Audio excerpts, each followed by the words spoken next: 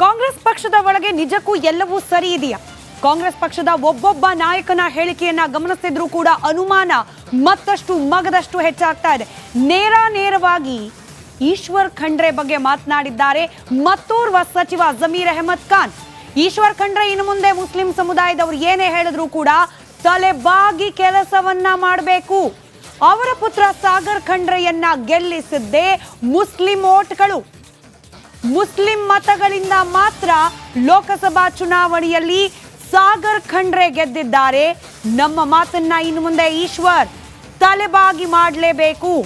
ಮುಸಲ್ಮಾನರು ಕೆಲಸವನ್ನ ಖಂಡ್ರೆ ತಲೆಬಾಗಿ ಮಾಡುವ ಅನಿವಾರ್ಯತೆ ಇದೆ ಅಂತ ವಫ್ ಅದಾಲತ್ನಲ್ಲಿ ಸಚಿವ ಜಮೀರ್ ಅಹಮದ್ ಖಾನ್ ಮಾತನಾಡಿದ್ದಾರೆ. ಬೀದರ್ನಲ್ಲೇ ನಡೆದದ್ದು. ಯಾವ ಲೋಕಸಭಾ ಕ್ಷೇತ್ರದಿಂದ ಸಾಗರ್ ಖಂಡ್ರೆ ಗೆದ್ದಿದ್ದಾರೋ ಅದೇ ಕ್ಷೇತ್ರದಲ್ಲಿ ಮಾತನಾಡಿದ್ದಾರೆ.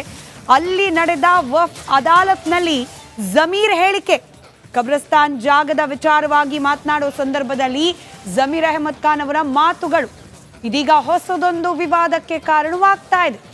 ಮುಸ್ಲಿಂ ಓಟಿಂದ ಮಗ ಗೆದ್ದಿದ್ದಾರೆ, ಹೀಗಾಗಿ ಮುಸಲ್ಮಾನರು ಏನೇ ಹೇಳಿದ್ರು ತಲೆಬಾಗಿ ಆ ಕೆಲಸವನ್ನ ಮಾಡಬೇಕು. ಜಮೀರ್ ಅಹಮದ್ ಖಾನ್ ಅವರು ಈ ತಲೆಬಾಗೋ ವಿಚಾರಕ್ಕೆ ಆಡ್ತಿರೋ ಮಾತು ಇದು ಮೊದಲಲ್ಲ. ಸ್ಪೀಕರ್ ನಮ್ಮವರಿದ್ದಾರೆ, ಬಿಜೆಪಿಯವರು ತಲೆ ಬಗ್ಗಿಸ್ಕೊಂಡು ಅವ್ರ ಮುಂದೆ ನಮಸ್ಕಾರ ಮಾಡಬೇಕು, ಇದೇ ಜಮೀರ್ ಅವರ ಮಾತು. ಇದೀಗ ಮತ್ತೊಂದು ಅದೇ ರೀತಿಯ ವಿವಾದಾತ್ಮಕ ಮಾತು ಕೇಳಿಸ್ಕೊಳ್ಳಿ. ಜಮೀರ್ ಅವರ ಮಾತು.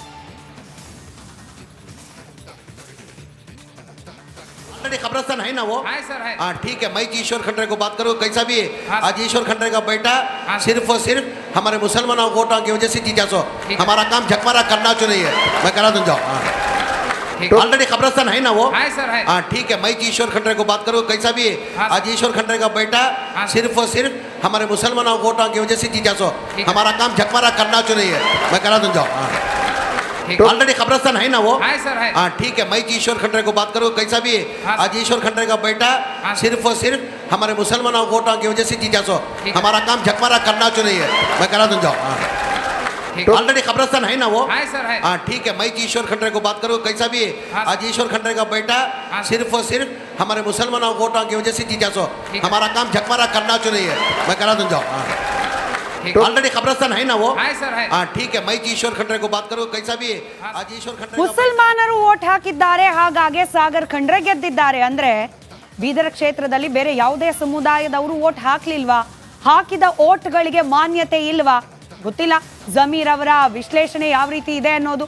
ಮತ್ತೊಂದ್ ಕಡೆ ಓಟ್ ಹಾಕ್ಸಿ ಗೆಲ್ಲಿಸಿದ ಮೇಲೆ ಅಪ್ಪ ಕೂಡ ತಲೆ ಬಗ್ಗಿಸ್ಕೊಂಡು ಕೆಲಸ ಮಾಡಬೇಕು. ಗೆಲ್ಲಿಸಿದ್ದು ಮಗನನ್ನ ಮುಸಲ್ಮಾನ ಸಮುದಾಯದವರು, ಹೀಗಾಗಿ ಮುಸಲ್ಮಾನ ಸಮುದಾಯದ ಕೆಲಸ ಕಾರ್ಯಗಳನ್ನ ತಲೆಬಾಗಿ ಮಾಡಬೇಕು ಇನ್ನು ಮುಂದೆ ಈಶ್ವರ್ ಖಂಡ್ರೆ ಅನ್ನೋ ಮಾತನ್ನ ಜಮೀರ್ ಅಹಮದ್ ವಫ್ ಅದಾಲತ್ ಸಂದರ್ಭದಲ್ಲಿ ಮಾತನಾಡಿರುವುದು ಇದೀಗ ಮತ್ತೊಂದು ವಿವಾದಕ್ಕೆ ಕಾರಣವಾಗ್ತಾ ಇದೆ. ಮತ್ತಷ್ಟು ಡೀಟೇಲ್ಸ್ ನೊಂದಿಗೆ ನಮ್ಮ ಪ್ರತಿನಿಧಿ ಬಸವರಾಜ್ ನೇರ ಸಂಪರ್ಕದಲ್ಲಿ. ಬಸವರಾಜ್, ಸ್ಪೀಕರ್ ನಮ್ಮವರು ಬಿಜೆಪಿಯವರು ತಲೆಬಾಗಿಸಿ ನಮಸ್ಕಾರ ಮಾಡಬೇಕು, ಮತ್ತೊಂದು ಕಡೆ ಗೆಲ್ಲಿಸಿದ್ದು ನಮ್ಮ ಸಮುದಾಯದವರು, ಅಪ್ಪ ತಲೆಬಾಗಿ ಮುಸಲ್ಮಾನ್ ಸಮುದಾಯದ ಕೆಲಸ ಮಾಡಬೇಕು. ಜಮೀರ್ ಅಹಮದ್ ಖಾನ್ ಅವರು ಒಬ್ಬ ಪೀಪಲ್ ರೆಪ್ರೆಸೆಂಟೇಟಿವ್, ಅಂದ್ರೆ ಜನಪ್ರತಿನಿಧಿ ಅನ್ನೋದನ್ನ ಮರ್ತು ಬಿಟ್ಟಿದ್ದಾರಾ?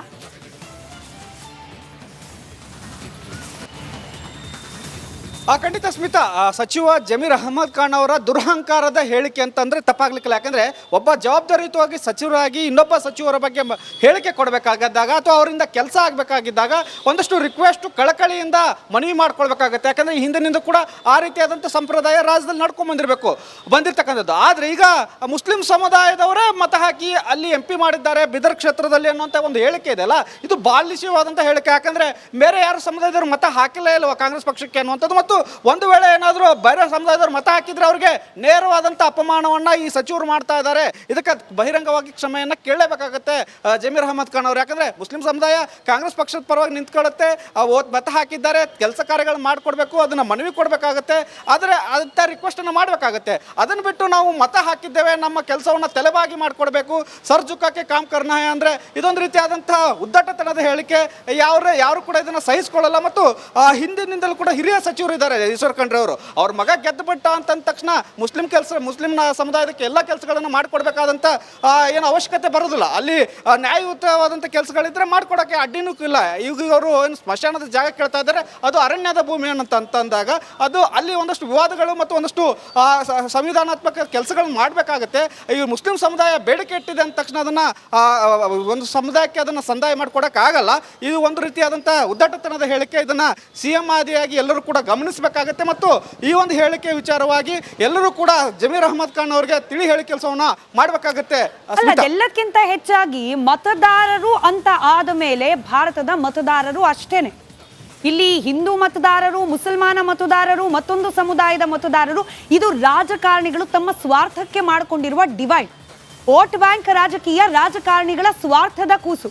ಇದನ್ನ ಮರೆತು ಇಲ್ಲ ಈಗ ಇರೋದೇ ಹೀಗೆ, ಇನ್ನು ಮುಂದೆ ನಡೆಯೋದೇ ಹೀಗೆ, ಕೆಲಸ ಆಗ್ಬೇಕಾ ಮುಸಲ್ಮಾನನಾಗಿರ್ಬೇಕು, ಕೆಲಸ ಆಗ್ಬೇಕಾ ಮುಸಲ್ಮಾನ ವೋಟ್ ಹಾಕಿ ಗೆಲ್ಲಿಸಿದವನಾಗಿರ್ಬೇಕು, ಈ ರೀತಿ ಹೊಸ ನಿಯಮ ಏನಾದ್ರು ಜಾರಿಗೆ ತರಲಿಕ್ಕೆ ಹೊರಟಿದ್ದಾರಾ ಜಮೀರ್ ಅವರು?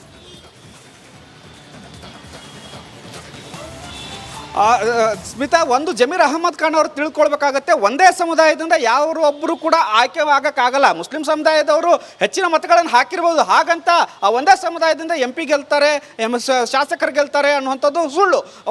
ಎಲ್ಲ ಸಮುದಾಯಗಳಿಗೆ ಒಂದಷ್ಟು ಅವಶ್ಯಕತೆಗೆ ತಕ್ಕಂತೆ ಸೀಟ್ಗಳನ್ನು ಹಂಚಿಕೆ ಮಾಡಲಾಗುತ್ತೆ. ರಾಜಕಾರಣಿಗಳು ಒಂದು ಜಾತಿ ಒಡೆದು ಆಳ್ತಾರೆ ನಿಜ, ಈ ಹಿಂದಿನಿಂದಲೂ ಕೂಡ ನಡ್ಕೊಂಡು ಬಂದಂಥ ಪದ್ಧತಿ, ಜಾತಿವಾರ ಕೂಡ ಟಿಕೆಟ್ ಹಂಚಿಕೆ ಮಾಡ್ತಾರೆ. ಹಾಗಂತ ಸಮುದಾಯ ಒಂದು ಪರವಾಗಿ ನಿಂತಿದೆ ಅಂತ ಹೇಳ್ಬಿಟ್ಟು ಈ ರೀತಿಯಾದಂಥ ಡಿಮಾಂಡ್ ಕೊಡುವಂಥದ್ದು ಮತ್ತು ಈ ರೀತಿಯಾದಂಥ ಹೊಸ ನಿಯಮಗಳನ್ನು ಸೃಷ್ಟಿಸಿಕೊಳ್ಳುವಂಥದ್ದು ಇದೊಂದು ರೀತಿಯಲ್ಲಿ ರಾಜಕೀಯ ಬಾಲಿಷ್ಯವಾದಂಥ ಹೇಳಿಕೆ ಮತ್ತು ರಾಜಕೀಯವಾಗಿ ಇದೊಂದು ರೀತಿಯಲ್ಲಿ ಖಂಡನೆ ಮಾಡಬೇಕಾದಂಥ ಹೇಳಿಕೆ. ಹಾಗಾಗಿ ಈಗಷ್ಟೇ ಈ ಹೇಳಿಕೆಯನ್ನು ಕೊಟ್ಟಿದ್ದಾರೆ. ಈ ಒಂದು ಹೇಳಿಕೆಗೆ ಮುಂದಿನ ದಿನಗಳಲ್ಲಿ ಎಲ್ಲ ಸಮುದಾಯದ ನಾಯಕರು ಕೂಡ ಖಂಡನೆ ಮಾಡುವಂಥ ಕೆಲಸಗಳು ಆಗ್ತವೆ ಸ್ಮಿತಾ, ಮತ್ತು ಒಂದಷ್ಟು ತಿಳಿ ಹೇಳಿ ಕೆಲಸಗಳು. ಬಸವರಾಜ ಮಾಜಿ ಸಂಸದ ಅದೇ ಕ್ಷೇತ್ರದವರು ಭಗವಂತ್ ಖೂಬಾ ನಮ್ಮ ಜೊತೆ ದೂರವಾಣಿ ಸಂಪರ್ಕದಲ್ಲಿ. ಖೂಬಾ ಸರ್, ಏನ್ ಬರೀ ಮುಸಲ್ಮಾನರು ಮಾತ್ರ ವೋಟ್ ಹಾಕದ ಬೀದರ್ನಲ್ಲಿ? ಹಾಗೆ ಓಟ್ ಹಾಕಿ ಗೆದ್ದವರ ಸಾಗರ್ ಖಂಡ್ರೆ ಅವರು. ಹಾಗೆ ಗೆದ್ದಿದ್ರು ಕೂಡ ಇನ್ಮೇಲೆ ಕೇವಲ ಮುಸಲ್ಮಾನರ ಕೆಲಸ ಮಾತ್ರ ಆಗುತ್ತಾ ಕ್ಷೇತ್ರದಲ್ಲಿ? ಏನ್ ಹೇಳ್ತೀರಿ ಜಮೀರ್ ಅವರ ಈ ಹೇಳಿಕೆಗೆ? ನೋಡಿ, ಜಮೀರ್ ಅವರು ಒಬ್ಬ ರಾಜ್ಯ ಸರ್ಕಾರದ ಮಂತ್ರಿಯಾಗಿ ಸಂವಿಧಾನದ ಚೌಕಟ್ಟಿನಲ್ಲಿ ಪದಗ್ರಹಣವನ್ನ ಮಾಡಿದ ಮೇಲೆ ನಿಜವಾಗಲೂ ಇದು ದುರ್ದೈವ. ಇದನ್ನ ನಾವೆಲ್ಲರೂ ಖಂಡಿಸ್ತೀವಿ. ಮತ್ತು ಅವರ ವಿಶೇಷವಾಗಿ ಇಡೀ ದೇಶದಲ್ಲಿ ಮುಸ್ಲಿಂ ನಾಯಕರ ಮನಸ್ಥಿತಿ ಇವತ್ತ ಕಾಂಗ್ರೆಸ್ಸಿಗೆ ನಾವು ಸಮರ್ಥನೆಯನ್ನ ಕೊಟ್ಟು ಕಾಂಗ್ರೆಸ್ಸಿಗೆ ಪುನಶ್ಚೇತನೆಯನ್ನ ಮಾಡ್ತಾ ಇದ್ದೀವಿ. ಹೀಗಾಗಿ ಕಾಂಗ್ರೆಸ್ ಎಲ್ಲೆಲ್ಲಿ ರಾಜ್ಯಗಳಲ್ಲಿ ಸರ್ಕಾರಗಳಿದ್ದಾವೋ ಅವೆಲ್ಲವೂ ಇದೇ ರೀತಿ ತಮ್ಮ ಹತೋಟಿಯಲ್ಲಿ ಇಟ್ಕೊಂಡು ತಮ್ಮ ಬೇಕಿಗೆದಂಥ ವಿಷಯಗಳಿಗೆ ಕೆಲಸ ಮಾಡಿಸ್ಕೊಳ್ಳೋದ್ರೆ ಮುಂದಾಗಿದ್ದಾರೆ. ಹೀಗಾಗಿ ಆ ತಲೆಯಲ್ಲಿರೋದನ್ನ ವಿಚಾರವನ್ನ ಹೀಗಾಗಿ ನಿನ್ನೆ ಬೀದರಿಗೆ ಪ್ರವಾಸದಲ್ಲಿ ಬಂದಾಗ ಅದನ್ನ ಹೊರಹಾಕಿದ್ದಾರೆ. ಆದ್ರೆ ಇದು ಒಬ್ಬ ಕನಿಷ್ಠ ಜನಪ್ರತಿನಿಧಿಗಿರುವಂತ ಜ್ಞಾನ ಇಲ್ಲ ಅಂದ್ರೆ ಅದಕ್ಕಿಂತ ಹೆಚ್ಚಾಗಿ ಇವತ್ತ ಮುಸ್ಲಿಮರ ಮನಸ್ಥಿತಿ ಆ ರೀತಿ ಆಗಿಬಿಟ್ಟಿದೆ. ಅದಕ್ಕೆ ಕಾಂಗ್ರೆಸ್ಸಿನವರು ಅದಕ್ಕೆ ಸಮರ್ಥನೆ ಮಾಡ್ತಾ ಇದ್ದಾರೆ ಪ್ರತ್ಯಕ್ಷ. ಈ ಮಾತಿನ ಅರ್ಥ ಏನು ಅಂದ್ರೆ ಮುಸಲ್ಮಾನ ಸಮುದಾಯದವ್ರ ಕೆಲಸ ತಲೆ ಬಗ್ಗಿಸ್ ಮಾಡ್ಬೇಕು, ಹಾಗಾದ್ರೆ ಬೇರೆ ಸಮುದಾಯದವರು ಕೇಳಿದ್ರೆ ಏನು ಅಂತ ಅದಕ್ಕೆ ಆ ಆಯಾಮದಲ್ಲೂ ಯೋಚನೆ ಮಾಡ್ಬೇಕಲ್ಲ. ಮುಸಲ್ಮಾನರ ಕೆಲಸನ ಆದ್ಯತೆ ಮೇರೆಗೆ ಮಾಡೋರು, ಬಾಕಿ ಸಮುದಾಯದವ್ರ ಗತಿ ಏನು ಹಾಗಾದ್ರೆ ಅಂತ? ಖಂಡಿತವಾಗಿಯೂ ಅದೇ ಹೇಳ್ತಾ ಇದ್ದೀನಿ ನಾನು. ಕಳೆದ 14 ತಿಂಗಳಿಂದ ರಾಜ್ಯ ಸರ್ಕಾರದಲ್ಲಿ ನಡೀತಾ ಇರೋದು ಇದೆ, ಹೊಸದೇನಲ್ಲ. ಆದ್ರೆ ಇವತ್ತು ನಿನ್ನೆ ಬೀದರಿಗೆ ಬಂದಾಗ ಅದನ್ನ ತನ್ನ ಮನಸ್ಸಿನಲ್ಲಿರೋದು ತಲೆಯಲ್ಲಿರೋದನ್ನ ಇವತ್ತು ಹೊರ ಹಾಕಿದ್ದಾರೆ. ಆದ್ರೆ ಬಹುಸಂಖ್ಯಾತರು ಅವರಿಗೆಲ್ಲ ಮತವನ್ನ ಕೊಟ್ಟಿದ್ದಂತವರೆಲ್ಲ ಯೋಚನೆ ಮಾಡ್ಬೇಕಲ್ವಾ, ಈಗ ಖಂಡಿಸ್ಬೇಕು ಇದನ್ನ.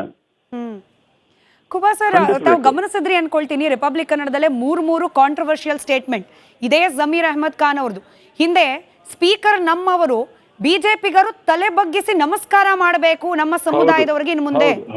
ಅದಕ್ಕಿಂತ ಮುಂಚೆ ವಿಧಾನಸಭಾ ಚುನಾವಣೆಯಲ್ಲಿ ನಮ್ಮ ಸಮುದಾಯದವರೆಲ್ಲ ಈ ಮಸೀದಿಗಳಲ್ಲಿ, ಪ್ರಾರ್ಥನಾ ಮಂದಿರಗಳಲ್ಲಿ ಗುಪ್ತವಾದ ಮೀಟಿಂಗ್ ಮಾಡಿ ಕಮಾಲ್ ಮಾಡ್ಬಿಟ್ವಿ ಅನ್ನೋ ಹೇಳಿಕೆ. ಅಂದ್ರೆ ಪ್ರಜಾಪ್ರಭುತ್ವ ವ್ಯವಸ್ಥೆಗೆ ಈ ಸಮುದಾಯವಾರು ಡಿವೈಡ್ ಅನ್ನ ಕ್ರಿಯೇಟ್ ಮಾಡ್ತಿರೋದು ಕೇವಲ ಬಿಜೆಪಿ ಅನ್ನೋ ಆರೋಪವನ್ನ ಮಾಡ್ತಿದ್ದ ಕಾಂಗ್ರೆಸ್ನಲ್ಲಿ. ಅಂಥದ್ದೇ ಸಂಸ್ಕೃತಿ ಮತ್ತೊಂದು ಸಮುದಾಯದ ವಿಚಾರದಲ್ಲಿ?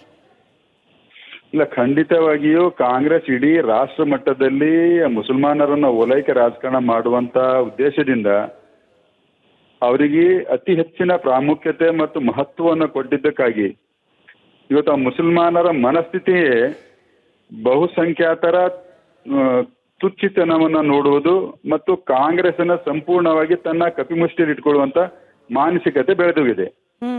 ಇದು ಕಾಂಗ್ರೆಸ್ಸಿನವರಿಗೆ ಬುದ್ಧಿ ಬರಬೇಕು. ಅವರು ಕೇವಲ ಅಧಿಕಾರದ ಹಪಪಿಗಾಗಿ ಇಂತಹ ಒಂದು ಸಮಾಜ ದ್ರೋಹಿ ಮಾತುಗಳನ್ನು ಎಲ್ಲ ಸಹನೆ ಮಾಡ್ತಾರೆ ಅಂದ್ರೆ ನಿಮಗೆ ಇದ್ರ ಅರ್ಥ ಏನೀಗ? ಕುಬಾ ಸರ್, ತಾವು ಅದೇ ಕ್ಷೇತ್ರವನ್ನ ಪ್ರತಿನಿಧಿಸಿದವರಾಗಿದ್ರಿಂದ ಕೇಳ್ತಾ ಇದ್ದೀನಿ. ಹೀಗೆ ಇರೋದು ನಿಜ ನಿಜ ಸಾರಿ ಸರ್, ಏನ್ ತೊಂದ್ರೆ ಇಲ್ಲ ಕೇಳಿ ಅಂದೆ. ಈಗ ಕೇವಲ ಮುಸಲ್ಮಾನರ ಓಟ್ನಿಂದ ಮಾತ್ರ ಸಾಗರ್ ಖಂಡ್ರೆ ಗೆದ್ದಿದ್ದಾರೆ ಅನ್ನೋ ಮಾತಿನ ಅರ್ಥ ಏನು? ಅಂದ್ರೆ ಮುಸಲ್ಮಾನ ಸಮುದಾಯ ಒಗ್ಗಟ್ಟಿನಿಂದ ಸಾಗರ್ ಖಂಡ್ರೆ ಅವರಿಗೆ ಓಟ್ ಹಾಕಿದ್ದಕ್ಕೆ ತಮಗ್ ಸೋಲಾಯ್ತು ಅಂತ ಆಯ್ತು ಅಲ್ಲಿಗೆ? ಖಂಡಿತವಾಗಿಯೂ ಸೋಲಿಗೆ ನಾನಾ ಕಾರಣಗಳಿರ್ತವೆ. ಅದರಲ್ಲಿ ಇದು ಒಂದು ಪ್ರಮುಖ ಕಾರಣ ಇದ್ದೇ ಇದೆ. ಮತ್ತ ಬಿಜೆಪಿದವರಿಗೆ ಯಾವಾಗಲೂ ಮುಸಲ್ಮಾನರು ಓಟ್ ಹಾಕಿದ್ದು ಬಹಳಷ್ಟು ಕಡಿಮೆ. ಯಾವಾಗಲೂ ನಾವು ಜಾಸ್ತಿ ನಿರೀಕ್ಷೆ ಕೂಡ ಮಾಡಲ್ಲ. ಮತ್ತು ನಾವು ಓಲೈಕೆ ರಾಜಕಾರಣ ಮಾಡಿ ಸಮಾಜ ಒಡುವಂಥದ್ದಾಗ್ಲಿ, ದೇಶ ಒಡುವಂಥದ್ದಾಗಲಿ, ದೇಶದ್ರೋಹ ಕೆಲಸ ಮಾಡಿದವರಿಗೆ ಸಮರ್ಥನೆ ಮಾಡುವಂಥದ್ದಾಗ್ಲಿ, ಆಮೇಲೆ ಆತಂಕವಾದಿಗಳ ಮನಸ್ಥಿತಿಗೆ ನಾವು, ನಕ್ಸಲ್ವಾದಿ ಮನಸ್ಥಿತಿಗೆ ನಾವು ಸಮರ್ಥನೆ ಮಾಡೋದು ಯಾವುದೇ ಕಾರಣಕ್ಕೆ ನಾವು ಮಾಡ್ಲಿಕ್ಕಾಗಲ್ಲ ಭಾರತೀಯ ಜನತಾ ಪಕ್ಷದವರು. ಹೀಗಾಗಿ ಆ ಕಾಂಗ್ರೆಸ್ಸಿನವರಿಗೆ, ದೇಶದ್ರೋಹಿಗಳಿಗೆ ಈ SDPI, PFI ರಾಜ್ಯದಲ್ಲಿ 14 ತಿಂಗಳ ಸರ್ಕಾರದಲ್ಲಿ ಅನೇಕ ಕೊಲೆಗಳಾದವು, ಅನೇಕ ಕಡೆ ಬಾಂಬ್ ಬ್ಲಾಸ್ಟ್ಗಳಾದವು. ನಮ್ಮ ಬ್ರದರ್ಸ್ ಏನು ನಮ್ಮ ಇಂಥದೆಲ್ಲ ಹೀನ ಕೃತ್ಯ ಮಾಡಿದ ಮೇಲೆ ನಮ್ಮ ಬ್ರದರ್ಸ್ ಅಂತಾರೆ. ಯಾವ ಮನಸ್ಥಿತಿಯಲ್ಲಿದ್ದಾರೆ ಇವತ್ತು ಮುಖ್ಯಮಂತ್ರಿಗಳಾಗ್ಲಿ, ಉಪಮುಖ್ಯಮಂತ್ರಿಗಳಾಗ್ಲಿ, ಕಾಂಗ್ರೆಸ್ಸಿನ ಮಂತ್ರಿಗಳಾಗ್ಲಿ? ಎಂತ ಕೆಟ್ಟ ಚಾಳಿಯನ್ನ ಮುಂದುವರಿಸ್ತಾ ಇದ್ದಾರೆ ಅಂದ್ರೆ ಅದು ಅವರು ಅಧಿಕಾರದಲ್ಲಿ ಸಂವಿಧಾನಾತ್ಮಕವಾಗಿ ಜವಾಬ್ದಾರಿಯನ್ನು ನಿರ್ವಹಣೆ ಮಾಡಲಿಕ್ಕೆ ಅಸಾಧ್ಯ ಇದೆ ಅವರಿಗೆ. ಅವ್ರ ಸಂಪೂರ್ಣವಾಗಿ ಮುಸ್ಲಿಮರ ಕಪಿಮುಷ್ಟಿಯಲ್ಲಿದೆ. ನನಗೆ ಮೊನ್ನೆ ಒಂದು ಬೀದರ್ದಲ್ಲಿ ಒಂದು ಇನ್ಸಿಡೆಂಟ್ ಹೇಳ್ತೀನಿ. ಆ ಹೆಸರು ಹಾಸ್ಪಿಟಲ್ ಹೆಸರು ಹೇಳಲ್ಲ. ಮಂಡ್ಯದಲ್ಲಿ ಒಂದು ಭ್ರೂಣ ಹತ್ಯೆ ಒಂದು ಕೇಸ್ ಆಯ್ತಲ್ಲ. ಹೌದು. ಆ ಕೇಸ್ ಆದ ತಕ್ಷಣ ಎಲ್ಲ ಜಿಲ್ಲೆಗಳಲ್ಲಿ ಬಹುತೇಕ ಎಲ್ಲೆಲ್ಲಿ ಭ್ರೂಣ ಹತ್ಯೆ ಮಾಡ್ತಾ ಇದ್ದಾರೋ ಹಾಸ್ಪಿಟಲ್ಗಳೆಲ್ಲ ವಿಸಿಟ್ ಮಾಡಿದ್ದಾರೆ, ಇನ್ಸ್ಪೆಕ್ಷನ್ ಮಾಡಿದ್ದಾರೆ. ಆರೋಗ್ಯ ಇಲಾಖೆ ಅಧಿಕಾರಿ ಬಸವ ಕಲ್ಯಾಣದಲ್ಲಿ ಹೋಗಿ ಅಲ್ಲಿ ಒಂದು ಹಾಸ್ಪಿಟಲ್ಗೆ ಇನ್ಸ್ಪೆಕ್ಷನ್ ಮಾಡಿದಾಗ ಅದನ್ನ ಏನಂದ್ರೆ ಕಾನೂನು ಬಾಹಿರವಾಗಿರೋದನ್ನ ಕಂಡು ಅದನ್ನ ಸೀಸ್ ಮಾಡ್ತಾರೆ. ತಕ್ಷಣವಾಗಿ ಅದು ಮುಸ್ಲಿಂ ಸಮುದಾಯಕ್ಕೆ ಸಂಬಂಧಪಟ್ಟಿದಂತ ಹಾಸ್ಪಿಟಲ್ ಇದೆ. ಮೌಲ್ವಿಗಳು ಜಿಲ್ಲಾ ಉಸ್ತುವಾರಿ ಸಚಿವರ ಹತ್ರ ಹೋಗಿ ಯಾವುದೇ ಕ್ರಮ ಕೈಗೊಳ್ಳಾರ್ದನೆ 24 ತಾಸು ಒಳಗಡೆ ಮತ್ತೆ ಅದನ್ನ ಸೀಸ್ ಮಾಡಿದ್ದನ್ನ ರಿಲೀಸ್ ಮಾಡ್ತಾರೆ. ಅಂದ್ರೆ ಕಾನೂನ ಬಾಹಿರವಾಗಿರುವಂತ ಕ್ರಮಗಳಿಗೆ ಕೂಡ ಸರ್ಕಾರದಲ್ಲಿ ಕಾನೂನಾತ್ಮಕವಾಗಿ ಕ್ರಮ ತಗೊಳ್ತಾ ಇಲ್ಲ. ಮತ್ತ ಈ ನಿರ್ದೇಶನ ಉಸ್ತುವಾರಿ ಸಚಿವರ ನಿರ್ದೇಶನ ಮೇಲೆ ಆಗಿದೆ. ಅತಿಯಾದ ಓಲೈಕೆ ಅನ್ನೋದು ಬಹಳ ಸ್ಪಷ್ಟವಾಗಿ ಗೋಚರಿಸ್ತಿದೆ ಅಂತ ಹೇಳ್ತಿದ್ದೆ. ಈಗ ಇಲ್ಲ, ಕಾಂಗ್ರೆಸ್ಸಿನ ಜನಪ್ರತಿನಿಧಿಗಳು ಮುಸಲ್ಮಾನರ ಗುಲಾಮರಾಗಿದ್ದಾರೆ. Right sir. ಧನ್ಯವಾದ ರಿಪಬ್ಲಿಕ್ ಕನ್ನಡದ ಜೊತೆಯಲ್ಲಿ ಮಾತನಾಡಿದ್ದಕ್ಕೆ. ಇದು ಮಾಜಿ ಸಂಸದ ಭಗವಂತ್ ಖೂಬಾ ಅವರ ಮಾತು. ಜಮೀರ್ ಅಹಮದ್ ಖಾನ್ ಅವರ ಈ ಹೇಳಿಕೆ ಇದೀಗ ರಾಜಕೀಯ ವಲಯದಲ್ಲಿ ನೋ ಡೌಟ್ ಹೊಸದೊಂದು ವಿವಾದಕ್ಕೆ ಅಡಿಪಾಯವನ್ನ ಹಾಕಿಕೊಟ್ಟಿದೆ.